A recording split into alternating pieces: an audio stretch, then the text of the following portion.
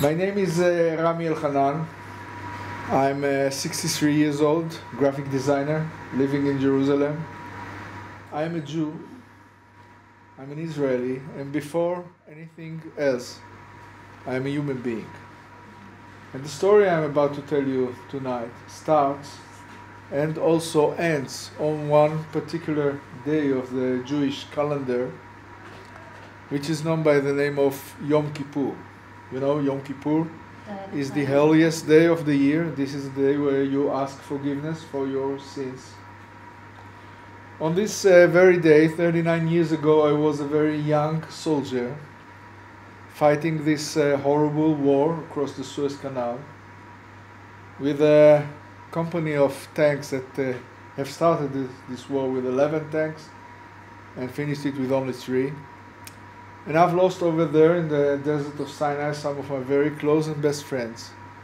And I came out of this war a very angry and bitter and disappointed young man with one determination: to detach myself from any kind of commitment, any kind of involvement, to mind my own business, to look after my own interests. I got out of the army, I finished my studies, I got married, and I had 4 kids. And 29 years ago, on the very eve of Yom Kippur, September 1983, my daughter was born in Hadassah Hospital in Jerusalem. Her name was Smadar. The name Smadar is taken from the Bible, from the Song of Solomon. It means the grape of wine, which means the opening of the flower. She was really a very vivid and sparkling and joyful little girl. Everybody used to call her the princess. She was very beautiful. She was an excellent student. She was a swimmer. She was a dancer. And we lived a very happy life. My wife, which is a professor for education in the Hebrew University, my 3 boys and this princess, we live a very comfortable, very sheltered and protected lives within this big bubble that we put around ourselves, completely detached from the outside world, completely sheltered. And this went on until about 15 years ago. On the 4th of September 1997, just a few days before Yom Kippur, this bubble of ours was blown up to millions of pieces by 2 Palestinian suicide bombers who blew themselves up in Ben Yehuda Street in Jerusalem, which is in the center of town. They've killed 5 people that day, including 3 little girls. One of them was my 14 years old Smadar. It was Thursday afternoon and the beginning of a very long and a very cold night. At first, when you hear about the explosion, you keep hoping that this time this finger will not turn towards you. Then gradually you find yourself running in the streets, trying to find her, going from hospital to hospital, from police station to police station. Many long and frustrating hours until eventually very, very later that night you find yourself in the morgue and this finger is stuck right between your eyes and you see this sight which you will never ever be able to forget for the rest of your life. And then you come back home. The house is filled with thousands and thousands of people coming to pay respect, to offer condolences. These are the 7 days of the Jewish mourning period, which is called Shiva. And you are enveloped by these thousands of people. This is a tradition designed to ease your way into your new form of life. But on the 8th day, everybody goes back to their normal everyday businesses. Suddenly you are left alone. You have to wake up. You have to stand up. You have to face yourself and you have to make a decision. What are you going to do now with this new unbearable burden on your shoulders? What are you going to do now with this new personality of yourself which you never thought could have existed? What are you going to do now with this anger that eats you alive from within? And there are really only two options, two ways to choose from. And the first one is obvious. When someone kills your 14 years old little girl, you are so angry and you want to get even. And this is natural, and this is human, and this is the way most people choose, the way of revenge and retaliation in this endless cycle of violence. But then after a while you start asking yourself questions, because you know we are people, human beings, we are not animals, we can use our heads, and you ask yourself, will killing anyone will bring her back? Will causing pain to anyone will ease in any way this unbearable pain? Well, the answer is certainly not. So in a very graduate and complicated process you come to the other option, which is much more difficult, trying to understand what happened here. Why did it happen? How could such a horrible thing take place? What can cause someone to be that angry, that mad, that he is willing to blow himself up with 14 years old little girl? And then the most important question of them all, what can you do personally in order to prevent this unbearable pain from others? Well, it takes time. Foolishly enough, at the beginning I thought that I could go back to my life, pretending as if nothing ever happened, live a normal life, but nothing was normal anymore. I was not the same person anymore. And about a year later, on some occasion, I met a big man who changed my life completely. His name was Yitzhak Frankenthal. He was a religious Jew. You know how we tend to put people into drawers and stigmatize people. Someone with a kippah on his head is automatically a fascist and a right-winger and an Arab eater for breakfast, and you name it. And we started talking. And he told me his story about his son, Arik, who was kidnapped and murdered by Hamas in 1994.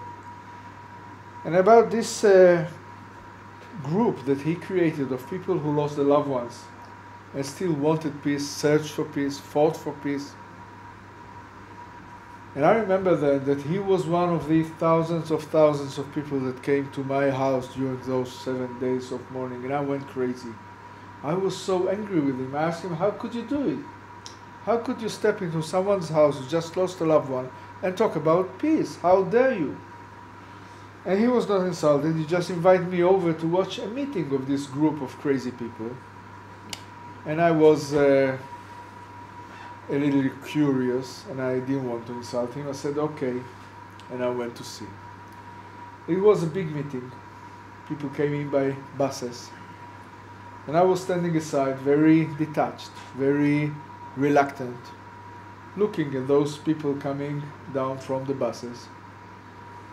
And from the buses came down people that for me, as an Israeli patriot, were always living legends. People I used to look up to them and admire them. People I used to read about them in the newspapers, and I never ever thought that one day I will become one of them. People who lost their loved ones and still wanted peace, searched for peace, fought for peace. I saw people like Yaakov Guterman. Yaakov Guterman is a Holocaust survivor from Kibbutz HaOgen. He lost his son, Raz, in the first Lebanon war. And he was one of the first Israeli bereaved fathers that had the guts to demonstrate against this evil war in Lebanon in times where you need to be a very brave person to do so. I saw people like Ronnie Hirschensohn, a very close and dear friend of mine who was known in Jerusalem to be a peace activist. Ronnie lost his 2 boys in the army, 2 sons, and still remained highly motivated peace warrior. But then I saw something else. Then I saw something which was completely new to me, to my eyes, to my soul, to my mind. I saw the Palestinian bereaved families coming down from the buses, coming towards me, shaking my hand for peace, hugging me, crying with me, and I was completely shocked. I was 47 years old at the time, and I'm still ashamed to admit it was the first time ever in my life I've met Palestinians as human beings. Not as workers in the streets, not as terrorists, not as transparent people, as human beings, people who carry the same burden as I do, people who suffer exactly like I suffer. And I was deeply moved and deeply shocked. I remember seeing an old Arab lady coming down from the buses with this long black traditional dress, and she had a picture of a 6-year-old kid on her chest, like my wife carried the name of our daughter on hers. I'm not a religious person. I have no way of explaining what happened to me back then, 14 years ago. All I can tell you is from that moment on, my life was changed completely. From that moment on, I devote myself to go everywhere possible, to talk to anyone possible, to people who want to listen and to people who will not listen, to convey this very basic and very simple message which says we are not doomed. This is not our destiny to keep on killing each other in this holy land of ours forever. We can change it. We can break once and for all this endless cycle of violence and revenge and retaliation and on and on and on. And the only way to do it is simply by talking to one another. So simple. It will not stop unless we talk. I believe deeply that if you are able to listen to the pain of the other, you can expect the other to listen to your pain. And then, only then, together, start this very long journey towards reconciliation and maybe some kind of peace in the end. This is a very long road. This is a very bumpy road, no shortcuts.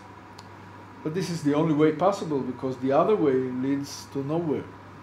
Because the other way leads to pain, destruction, anger. So this is what we are trying to do. My dear brother beside me here, Bassam, and this 500 families members of this unique organization. We bang our heads against this very high wall of hatred and fear that divide our two nations today, again and again, and we put cracks in it, cracks of hope, until we will put it down, because the alternative is too horrible. And we have an enormous ally on our side, which is the power of pain. And you should understand that the power of pain is enormous. It's very much similar to the nuclear energy, and you can use this enormous energy in order to bring darkness and destruction and pain to humankind, and you can use it to bring light and warmth and hope. So this is what we are trying to do. We go around the country, we go around the world, and we tell people that our blood is exactly the same color, that our pain is exactly the same pain, and that our tears are just as bitter. And if we, who paid the highest price possible, if we can talk to one another, then anyone can, and anyone should. Thank you for listening.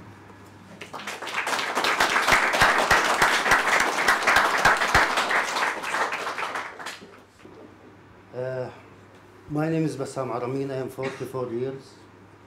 Originally, I am from Hebron. Lived in East Jerusalem around 20 years.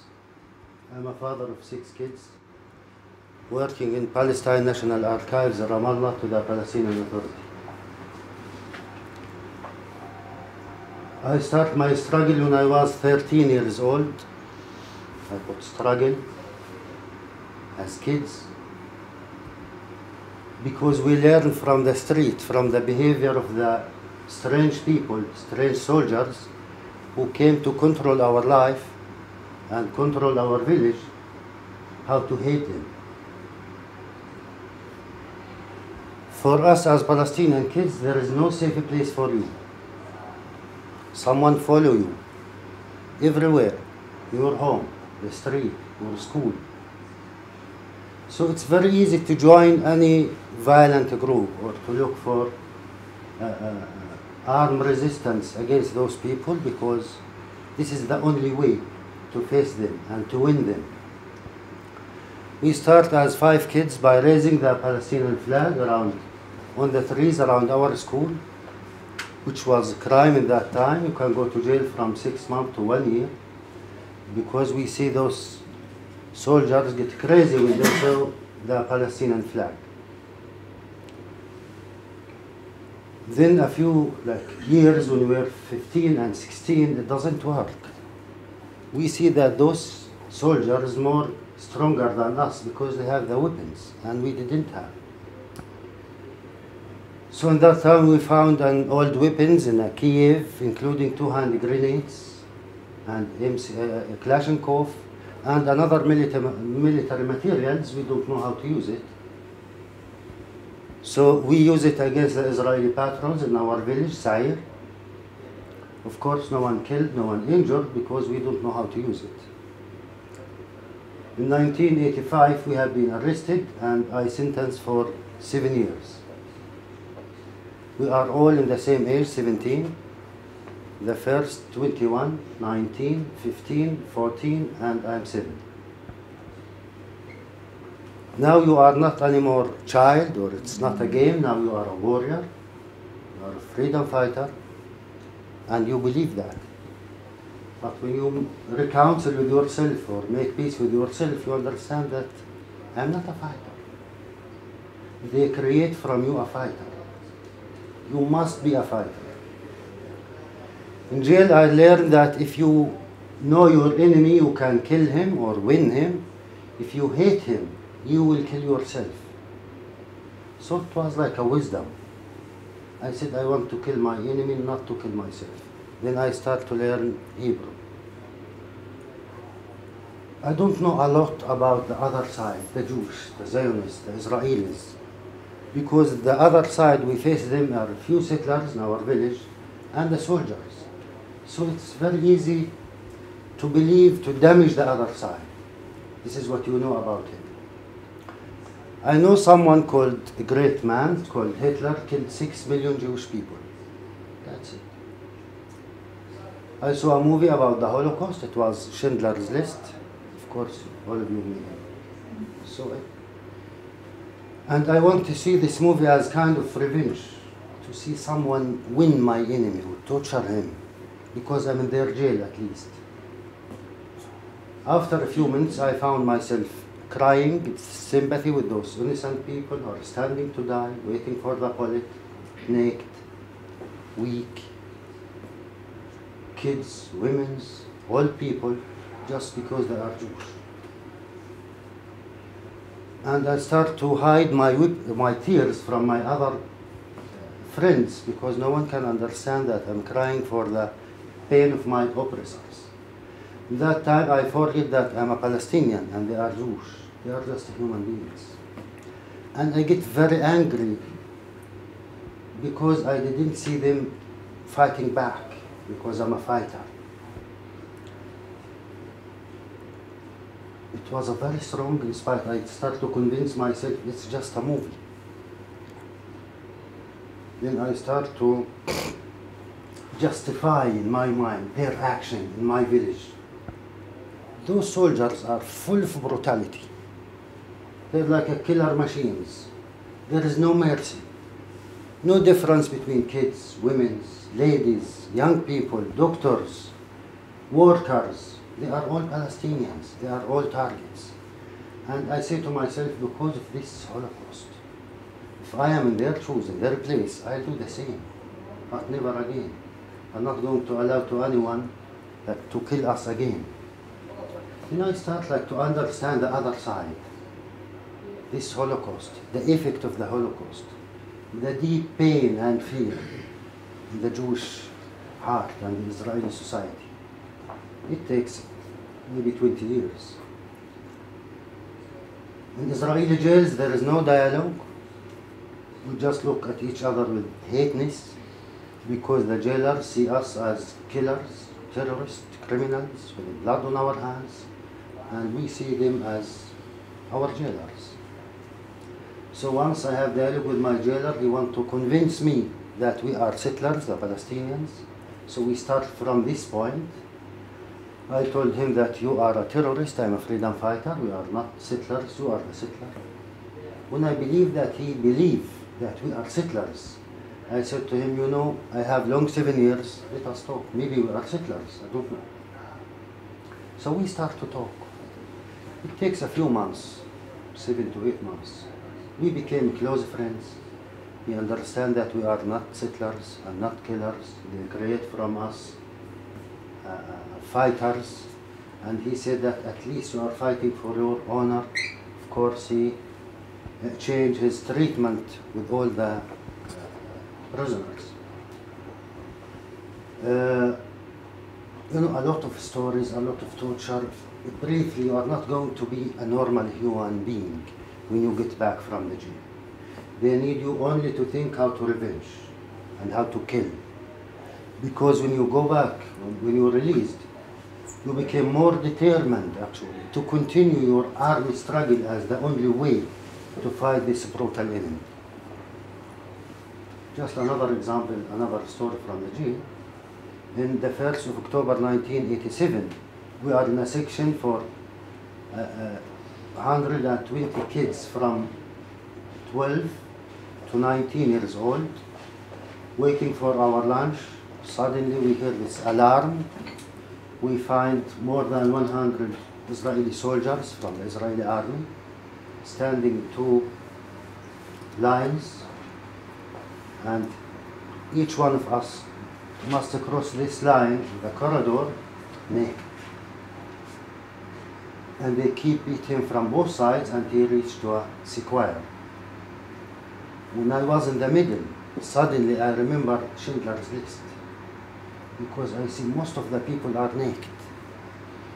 And I remember I was very angry because I didn't see them fighting back, just to shout, to prove that you are here before you die. And I'm going to cross 8 rooms, maybe I'll die. So I start to shout. In the end, one man came, like he sleep on me to protect me from them, and it was my jailer, Herzl, which I looked for him more than 20 years after I get released. Finally, I found him with Rami here in Jerusalem, and unfortunately he didn't act. He crossed like mental shock or something like this. Stroke. Yeah, and unfortunately he passed away like a year and a half. So in general, as I said, when you when you're released, you only think how to revenge. It was in 1992, another atmosphere, you know. 1 year later, it was Oslo Agreement. Then I decided that I make my part in the conflict. I need to create my own life. And the first thing I did, I get married, which is worse than the jail. And I start to bring kids, which is worse than the occupation. I have 6. Then you know your life is totally changed. Your responsibility. Your home, your Palestine, your country is your kids. And because we are like living a normal life, you need to protect them, not to let them exist the same experience. Unfortunately, in our situation, you cannot protect yourself and even your kids. 2002, I hear about the Israeli refuseniks, ex-Israeli soldiers and officers who refused to serve in the occupied territories because of political issue and moral issue. Then I wish to meet them 2005, it was the first meeting between 4 Palestinians and 7 Israelis. We create combatants for peace from the same enemy, the real enemy, the same fighters, ex-terrorists with ex-war criminals. Together we lay down our weapons and understand we are the same crazy people who do their best to kill each other to achieve the same thing, peace, simple peace. Of course, each one from his point of view. They are the occupiers, we are under the occupation, we have the right to resist and to use armed struggle, but it doesn't work because we use it more than 100 years. And the Israelis with their superpower, each 2 months they have a new war. Until now, Israel is not safe and Palestine is not free. We need to change to look for another way to continue our struggle to end the occupation, which is the common enemy for the Palestinians and the Israelis. We don't need to die. I don't need to send my kid to spend 7 years because he throws stones. Then we said, if we can sit down and talk, everyone can do. In each side there is a partner. Actually, we discover our own humanity to start to see the other side as a human being. Exactly like this day, it's a very sad day, before 6 years, the 16th of January 2007, an Israeli border police shot and killed my 10 years old Abir. It's the same meaning of smadar, smell of flower. In front of her school in Anata, in Jerusalem, from a distance of 15 to 20 meters, with a rubber bullet in her head from the back, and she fell down. A normal day.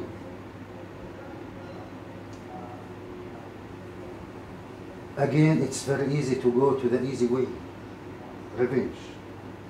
It's very easy to get weapons. You know, Abir was 10 years. She don't know anything about the conflict. And because I want to raise my kids in a different way, I want them to see the enemy now, to know that in the other side there are also kids. I let my kids participate in 2 summer camps with Israeli kids for 2 weeks, twice. And Abir want to study Hebrew because she have a friend in Israel, and many times they call each other and I translate between them. As Rami said, when they kill your daughter, you are not anymore yourself. They change your personal life.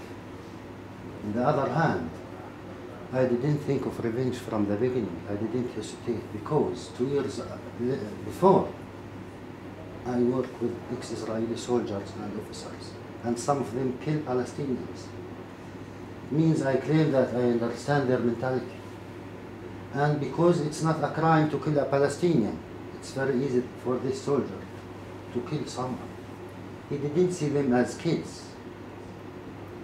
In the worst case, they will be terrorists. They are all Arabs, don't worry. So I said, I don't want revenge because it doesn't work. We didn't find the answer to kill a 10-year Israeli daughter. And before that, I have the honor from the beginning to meet Rami and his wife Nuri, because their son Eric was the co-founder with me of Combatants for Peace. So I know their story. And always I admire those people. They are very strong for me. And all the time I want to ask him something about Smadar. But always I said, maybe he forget. I don't want to make him sad. So the first people who came to the Hadassah hospital in Israel was Rami and Nuri. I remember Rami told me that I feel that I'm going to lose Smadar again. It's the same pain. And in spite between Smadar and Abir 10 years, it was the same killer, the same criminal, the hateness which surround our societies. Unfortunately, since that, I found myself a member of the bereaved family here in Turkey. And we are ready to go everywhere, anywhere, because we know this pain. It's with you forever. Even if you kill the killer, even if there is peace or another war, your pain is your pain. You cannot escape from it. We need to use it in a different way. Rami, my hero, my example. It's more easy for him to revenge because he's Israeli, already have guns. But he refused. He said, not in my name. So this is our message, that we need to change our way, to change our thoughts, and to realize that we are both human beings. We have the right to exist as human beings, and our lives and our kids' lives is more important than the land. Thank you very much.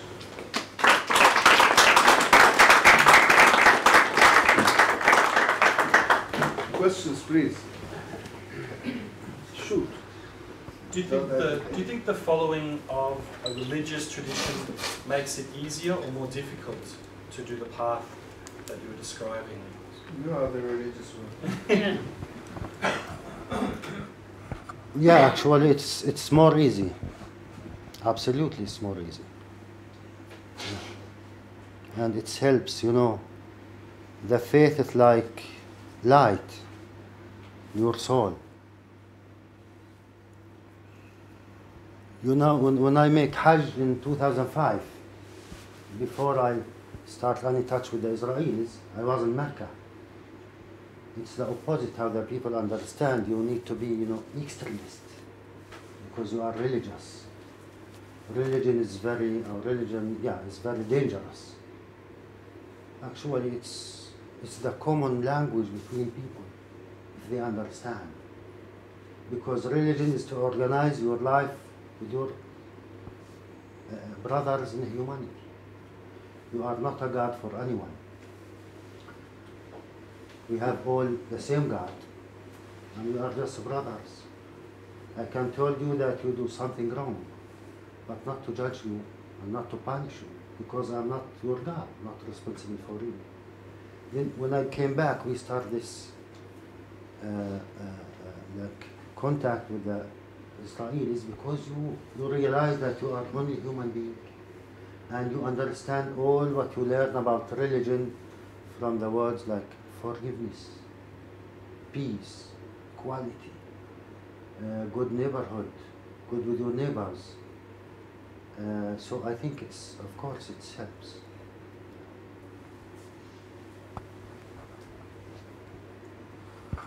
Yes. First of all, thank you, both of you, for sharing your pain and your friendship with us. Is there anything you would think that the rest of us could do from the outside world to help in this process? Absolutely, yes. And what would that be? Usually I say it towards the end, but I think it's the proper time to say it again. I'm a son of a Holocaust survivor. My father was an Auschwitz graduate. And 6 years ago, while they took my grandparents to the ovens back in Europe, the free and civilized world stood aside and never lifted a finger. And today, after so many years, while these two crazy nations are massacring each other without mercy, the free and civilized world still stands aside, almost doing nothing, which is a shame, which is a crime, because standing aside while a crime is being committed is also a crime.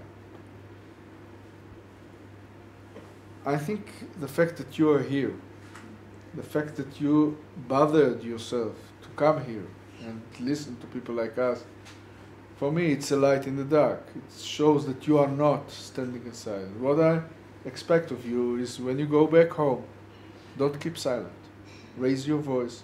Do whatever in your power to make people understand that your governments cannot stand aside. And we always said, like, don't be pro-Palestinians or Israelis, just to be pro-peace, justice, and humanity. And Palestinians.